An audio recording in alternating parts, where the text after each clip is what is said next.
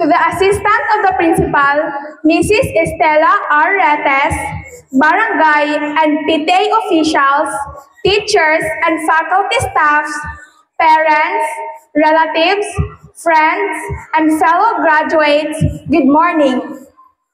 Today, we celebrate a big achievement. As I stand here in front of you, I want to take this moment to thank the Lord God Almighty for giving me life, strength, and intelligence. He has blessed me to overcome challenges, the wisdom to learn, and the people to support me. Today, I want to talk about something really important: gratitude. It's easy to focus on the things we don't have, but what if we shifted our focus to all amazing things in our lives? To our dear teachers from kinder to grade 6, we want to express our deepest gratitude for your unwavering dedication and support through the years.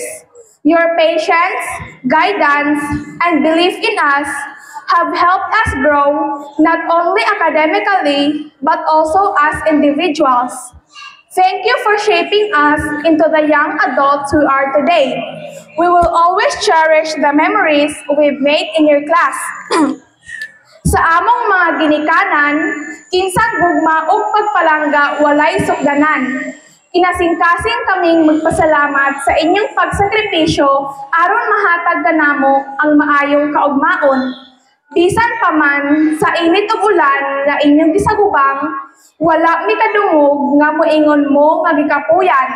Nakita namo sa adlaw-adlaw ang inyong kahago ug pagpaningkamot aron mahatag kanamo ang among mga gikinahanglan ug bisan pa man ang gusto lamang. Salamat sa unconditional love, mama ug papa, nanay ug tatay, lola ug lolo. Kamo ang among gihimong inspirasyon para makabot ang among mga pangandoy sa kinabuhi. Pasayloa mi sa mga higayon nga makabuhat mi og kapakyasan nga naghatag kaninyo og kagul-anan. Maningkamot mi nga sa maabot nga adlaw, kami na pod ang inyong mahimong sandiganan. Palakpakan nato ang atong mga ginikanan.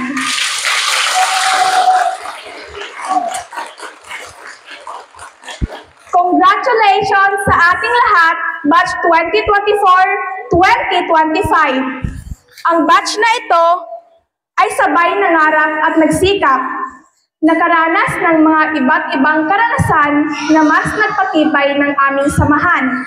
Nasa katapusan na kami ng unang baitang noon nang nagdeklara ang DepEd ng 2 araw na walang pasok. Sa aming murang edad, hindi pa namin masyadong naiintindihan ang mga pangyayari noon dahil mas nangingibabaw sa amin ang pananabik na makasayaw sa closing program. Ngunit, laking dismaya namin na ang makasayaw ay hindi na nangyari kailanman. Ang 2 araw na suspensyon ng klase na iyon ay naging 2 linggo at ang 2 linggo ay naging 2 taon. Sa 2 taon ay naranasan namin ang modular distance learning kung saan ang dami naming gawain, kaya pati ang aming mga magulang ay nakisali na rin. Ang mga karanasang iyon ay mahalagang parte sa aming pag-aaral sa elementarya na kailanman ay hindi namin malilimutan.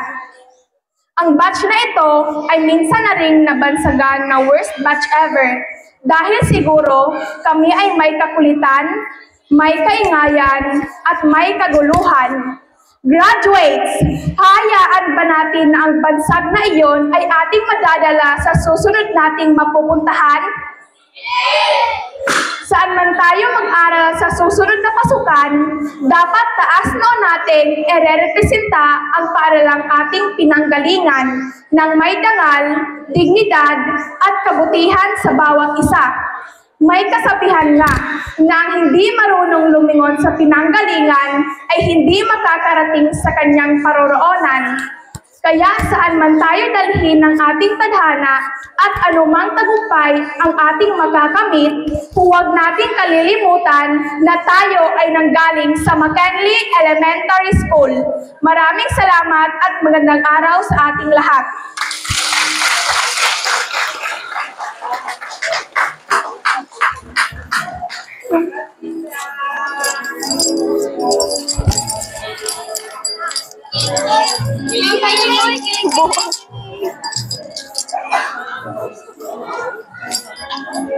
Uy, asa gano? Ayun.